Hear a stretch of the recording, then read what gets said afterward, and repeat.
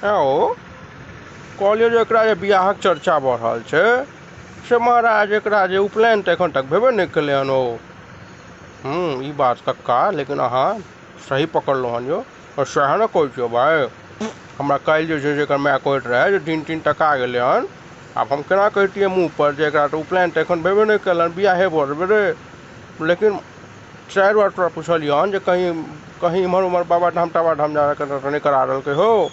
नहीं यौ, से सब भेल रहितै तऽ हमरा बुझल रहितै, एखन नहीं भेलै हन। कहाँ दिन कहै छलै जे जहिया बियाह हेतै ताहिसँ एक दिन पहिले करा देतै। आइ काल्हि नया रूल निकललै हन खर्चा बचबै दुआरे से।